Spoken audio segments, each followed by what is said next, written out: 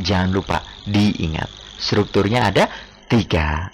Apa aja? 1 pembuka, 2 isi pidato, ketiga penutup. Nah, jangan lupa. Baik, kita teruskan lagi teman-teman. Nah, ada unsur kebahasaan di dalam teks pidato. Artinya bagaimana caranya kita menulis pidato dengan bahasa-bahasa yang baik. Pertama, kata, benda, atau nomina. Nah, segala sesuatu yang kita lihat atau dapat kita bicarakan dengan menunjukkan orang. Nah, artinya kebahasaannya ada di halaman 38. Nah, ada namanya kata benda atau nomina. Nah, kata benda itu adalah kata yang kita bisa lihat oleh panca indera kita, khususnya oleh mata. Oh, itu ada kursi, oh itu ada meja, oh itu ada buku, oh itu ada HP, oh itu ada laptop, dan sebagainya. Nah, itu yang disebut dengan kata benda. Paham ya? Terus kemudian ada kata benda abstrak. Kata benda abstrak itu kata benda yang tidak bisa terlihat tapi bisa kita rasakan. Contohnya di sini gagasan atau ide. Gagasan atau ide. Pemikiran, gagasan, pendapat. Nah, itu berarti kata benda tapi tidak terlihat. Nah, baik ya, teman-teman, paham ya? Kemudian berikutnya ada kata konkret. Nah, nama segala sesuatu yang dapat dilihat, diraba dan dirasakan atau yang dapat diindrakan oleh manusia. Artinya apa? Teman-teman, kata benda konkret itu adalah kata benda yang bisa dilihat oleh panca indera. Makanya di sini ada nama orang, gunung, bukit, dan sebagainya. Paham ya teman-teman kata benda? Baik, ada contohnya di buku di halaman 38. Kemudian kata aktif transitif dan intransitif. Baik teman-teman, kata aktif transitif. Nah, transitif, kata aktif transitif, kalimat aktif transitif adalah kalimat yang memiliki objek. Artinya harus punya objek. Contohnya Pikri menendang bola. Kalau Pikri menendang, nah itu nggak lengkap kalimatnya. Karena aktif transitif, butuh objek. Harus butuh objek. Gitu. Jadi nggak bisa. Misalnya, eh misalnya Raihan memasak. Nah, memasak apa? Masak banyak. Berarti butuh objek. Memasak mie instan, memasak telur dan sebagainya. Itu ya. Jadi kata kerja atau kalimat aktif transitif. Nah, itu yang disebut dengan kalimat aktif transitif. Kemudian yang berikutnya ada kalimat aktif intransitif. Ini kebalikannya dari kalimat transitif. Ini ada intransitif. Kalau intransitif itu tidak memerlukan objek, atau nggak usah memerlukan objek. Contoh, ia tidur. Nah, nggak ada tidur ngorok apa dan sebagainya, nggak ada. Roni berenang. Nah, Roni berenang. Berenang apa? Ya sudah berenang. Kalau berenang ya itu saja. Nggak ada. Berenang ini berenang nggak ada.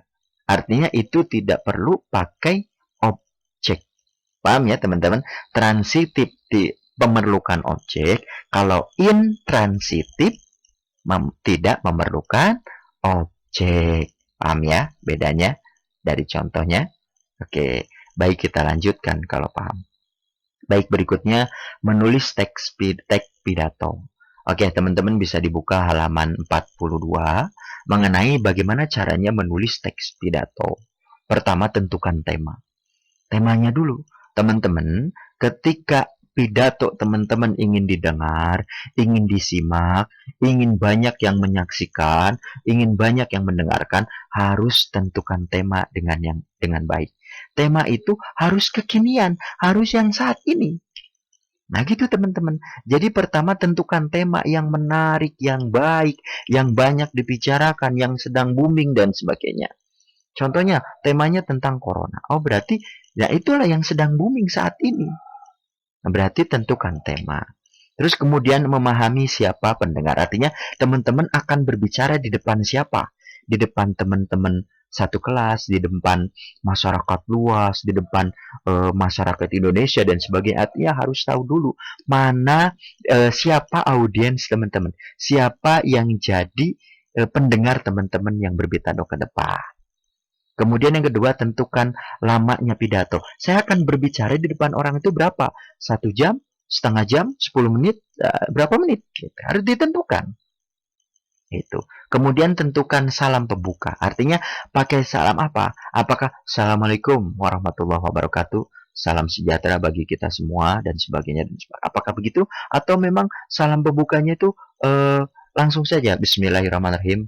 Saya ucapkan Alhamdulillah, Alhamdulillahilladzi arsala rasulahu bil huda wa dinil haq dan seterusnya dan seterusnya.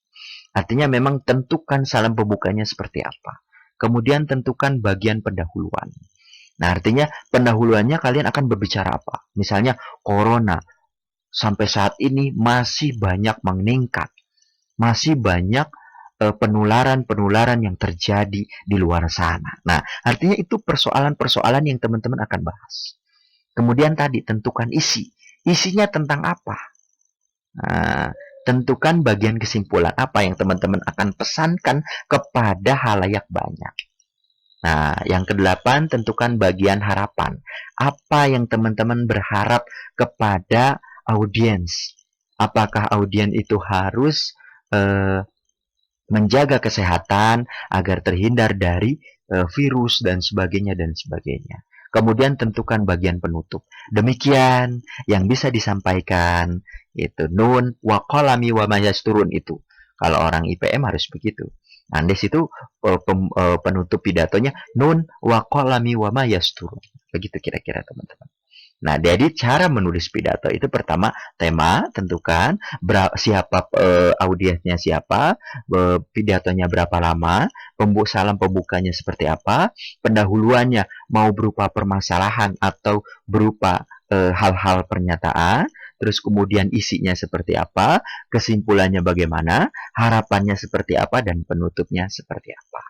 Nah, itu kira-kira teman-teman mengenai materi teks pidato di bab 2. Tolong disimak dengan baik. Insya Allah ini semua akan bermanfaat untuk teman-teman ke depan ke depan seperti apa gitu kan. Dan teman-teman tolong berlatih berpidato agar teman-teman nanti ketika sudah jadi orang sukses itu bisa berpidato di depan orang-orang banyak. Baik teman-teman, demikian, jaga kesehatan, jaga pola makan dengan baik, gitu kan. Terus kemudian banyak berdoa, mudah-mudahan corona ini cepat selesai. Baik, demikian.